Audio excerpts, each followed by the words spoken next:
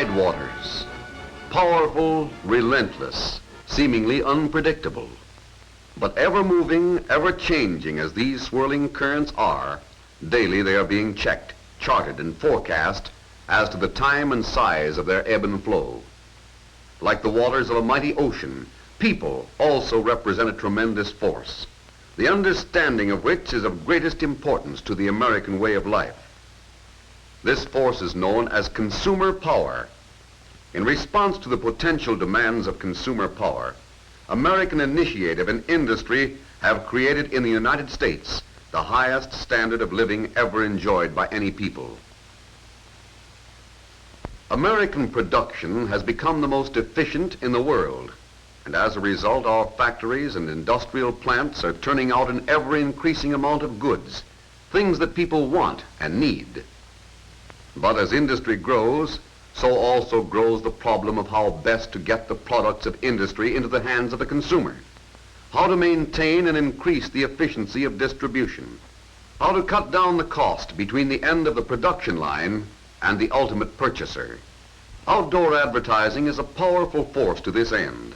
Day after day, by keeping consumers informed concerning what products of industry are available and where they may be obtained, outdoor advertising is making its contribution to the development of American prosperity. To fully understand the function of outdoor advertising in modern living, it is necessary to keep in mind the day-by-day activities of the people who are reached by this powerful form of advertising media. In the morning, in any community, men, women, and children leave their homes. They walk, they ride in automobiles, in streetcars, in buses, in railroad trains, in rapid transit systems. They are on the move, and as they move, they do numerous things. They work, they play, they study, and most important of all, they buy. Daily, this great human tide flows into offices, into factories, into stores, into schools, into churches, into places of amusement. Now more than ever before, people are increasingly spending their time out of doors, leaving their homes, going places, seeing things. In some channels, this purchasing tide moves in deep, strong currents. In other channels, it is almost lifeless in volume and speed. In either case, it is a flow that can be measured, charted, and timed. People come before markets. So for centuries, merchandisers have instinctively attempted to follow the crowd. They understand that a retail outlet fails or prospers according to its relative accessibility to buyers. Originally, a market was the actual place where commodities were bought and sold. Since that time, a market in its broadest sense has come to mean primarily effective demand. Markets are people. The market of today is considered to be any area provided with means for the movement of persons and commodities. An area occupied by people who have common and daily economic interests. Without people having demands and the capacity to satisfy those demands, there could be no market, no trade activities. To consider markets purely in terms of resident or static population is to fail to grasp one of the chief aspects of modern community life. The market of today is highly fluid. The people who make up these markets are going places. Daily they are on the move. This daily habitual movement of the buying power of the market is commonly referred to as traffic. Traffic is a necessary and fundamental function of the population that composes a market. Without such traffic movement, there could be no market. Composite traffic flows, or streams of various classes of traffic, make definite and stable patterns in any community. These patterns are a necessary element in the scientific planning of outdoor advertising locations.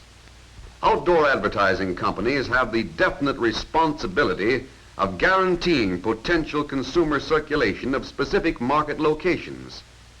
The General Outdoor Advertising Company, the leader in its field, has developed a completely scientific method of locating its advertising plants. By this method, the traffic flow has been charted in all major markets, so that advertisers can be given beforehand an accurate estimate of circulation to be derived from their poster showings. To do this, scores or even hundreds of selected counting stations are set up throughout each city, tabulating regular traffic in 4 or more directions. Computing the results of these tabulations enables the General Outdoor Advertising Company to determine every one of the major traffic arteries in each city. In order to give a clear picture of how this works, it is necessary to study one city as an example. For this purpose, let's take Chicago, which embodies all the elements of traffic patterns found in both small and large cities. Outdoor poster advertising is sold on a coverage basis of a given market or community in groups of panels called showings. In the city of Chicago, the 100% showing comprises 160 panels, 60 of which are illuminated. As the name implies, the 100% showing covers all major arteries to give complete coverage and complete penetration. There are many factors that help determine the placing of panels comprising a typical 100% poster showing. Since much of the traffic in modern American cities is comprised of motor vehicles, it becomes necessary to tabulate the hundreds of miles of major boulevards which in many instances carry hundreds of thousands of people every day. This great daily movement of circulation leading directly into the average or better residential areas, as well as the immediately adjoining residential suburban areas, represents the class market of most cities. To be effective, a 100% poster showing covers all the major and minor boulevards in accordance with their importance. Thus, on the busiest thoroughfares will be found the greatest concentration of posters, most of which are illuminated, because here is the great bulk of the evening traffic. Every day, millions of people ride the great street railway systems, which honeycomb every district and neighborhood of most cities. So it is only natural that the outdoor advertising panels be planned to cover all principal streetcar lines from every angle, with the greatest concentration of posters along the bottleneck lines entering the downtown district. But often, there are still other systems of major traffic arteries to be considered. These include the elevated and bus systems. The elevated lines carry hundreds of thousands of people per day, and bus systems transport people by the millions. Here again, no opportunity is lost in reaching these important forms of mass transportation. The 100% poster showing is arranged so that all lines are covered with concentration along the more important points. The work of planning a 100% poster showing does not end by merely covering all the primary traffic arteries. The General Outdoor Advertising Company also takes into consideration the principal manufacturing and industrial plants, which in a city like Chicago, for instance, employ more than 600,000 people. It must be remembered that the necessity to work is the primary factor in bringing people out of doors. In the morning, at lunchtime, and in the evening, it takes them to and from these plants. Daily, this great surge of purchasing power moves back and forth, gravitating naturally to the major arteries of traffic. Where do these people come from? How far do they travel in going back and forth to work? Outdoor advertisers can check these facts for any poster panel location by jotting down the license numbers of passing automobiles and tracing their home addresses through the automobile registration records. Surveys of this type, like the one illustrated, for a 1-hour period, prove that outdoor poster panels draw large circulation from all parts of the city, as well as from their own immediate neighborhoods. Another method of showing that traffic circulates all over the city and not just in specific areas is to locate the home addresses of all the employees of any large industrial organization and make a pattern of the distances they travel through all parts of the city in going back and forth to their jobs. In Chicago and all other cities, large and small, careful arranging of the 100% poster showing provides that as they move, these workers, these earners, are scientifically exposed again and again to the outdoor selling messages. Though grown-ups represent the greater part of any community's purchasing power, children very definitely are an influence in the purchasing of everyday commodities. So the complete poster showing must take into consideration the location of public schools with their daily attendance, which mounts up into hundreds of thousands. Since public schools are laid out primarily in accordance with population densities, the pattern governing school locations is a thoroughly accurate pattern of actual population distribution. For this reason, it is significant that the pattern of poster showings coincides with school concentration in the same areas. Chain store locations are another factor in determining the placement of poster showings. As everyone knows, chain store organizations make detailed and exhaustive studies of street traffic conditions before locating their stores. Hence, the pattern made by these stores represents a fairly accurate picture of the high points of retail trade. Because the 100% poster showing and chain store locations coincide, the advertiser's message is sure to reach the parade of buyers at the most logical time and place when they are on their way to buy and where they can immediately react to the buying suggestions made by the posters. Drugstore locations also form a guide for the planning of 100% poster showings. Here again we see the pattern of the poster showings closely follows that of the store locations. In modern retailing, supermarkets are an important factor. Carefully placed in outlying districts, they have an average buying radius of more than 3 miles, which is unusual, of course, for a convenience goods store. Scientifically planned 100% poster showings cover these same districts. Since every fourth purchase is an impulse purchase, these showings offer a golden opportunity to advertisers to identify their products to thousands of consumers on their way to buy at supermarkets. It is interesting to note that contrary to general opinion, only 207 of the 2,000 drugstores in Chicago are chain stores. The fact that they are located at the most strategic points of circulation and have similar storefronts and uniform interiors has a general tendency to multiply the chain drugstore impression in the minds of people who see them. The same thing is true with outdoor poster panels. Given the same design on each of the 160 panels and placed in the most strategic points of circulation, outdoor posters also multiply in the minds of people moving from place to place. No two cities are exactly alike.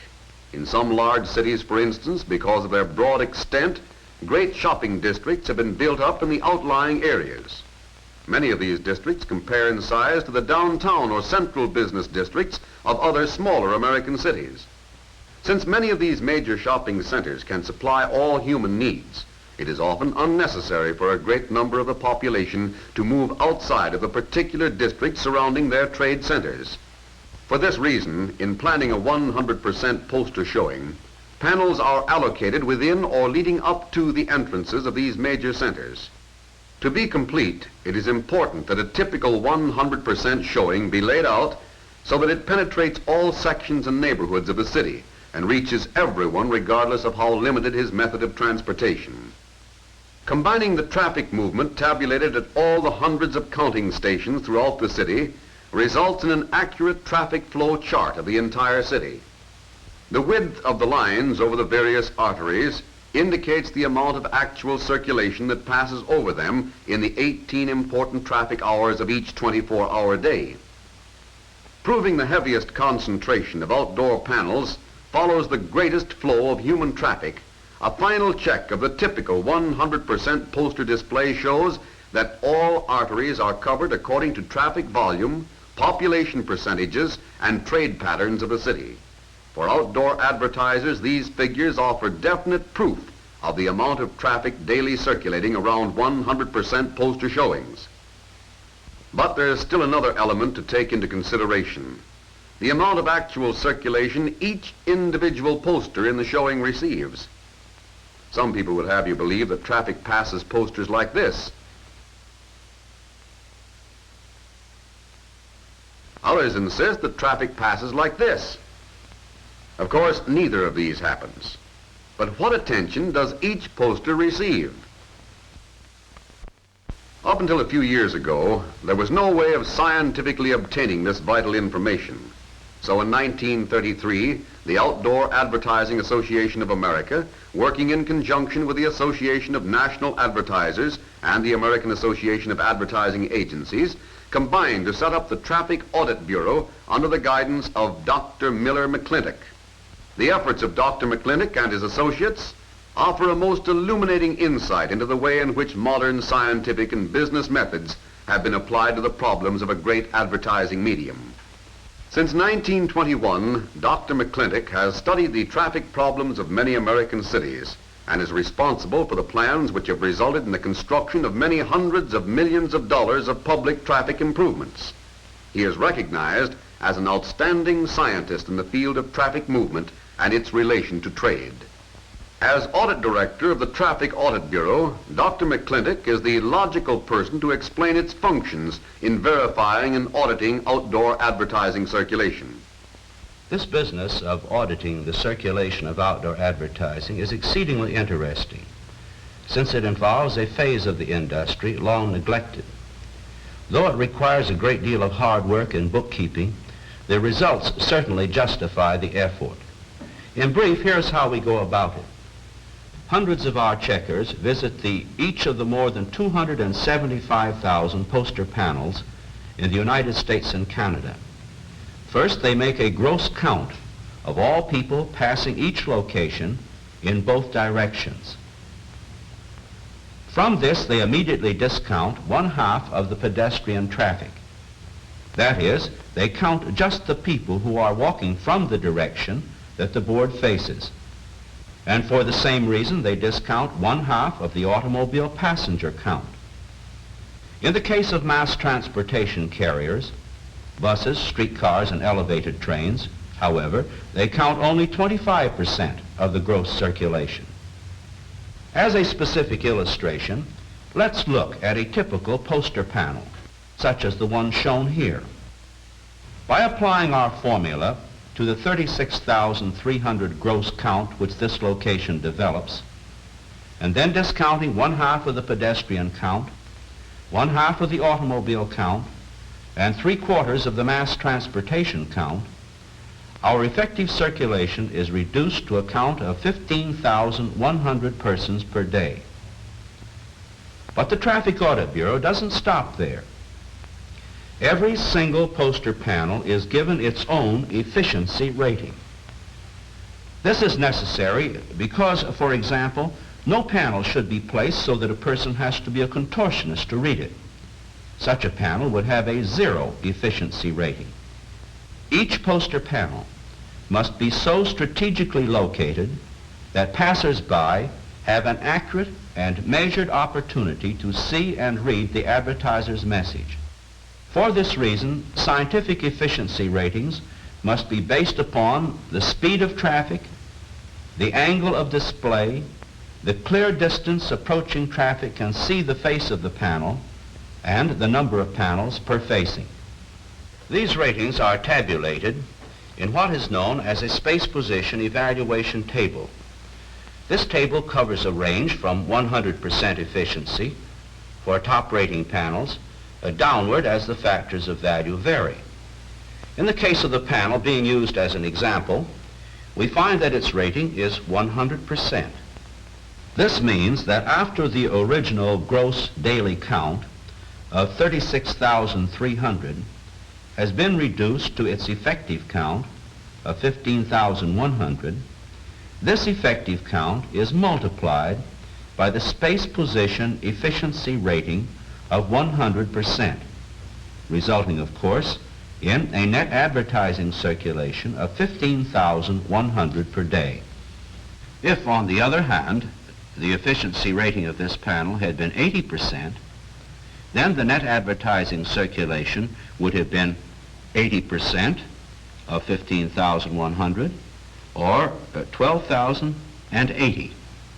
This severely audited net advertising circulation represents only those persons who have a reasonable physical opportunity to see and read the advertiser's message, and how well. This same auditing procedure is applied by the Traffic Audit Bureau to almost every one of the outdoor advertising plants in the United States and Canada, and to every one of the thousands of locations operated by the General Outdoor Advertising Company throughout the country. After they have been carefully audited, certificates are delivered to each plant member, made available to advertisers and agencies, covering every plant audited by the Bureau.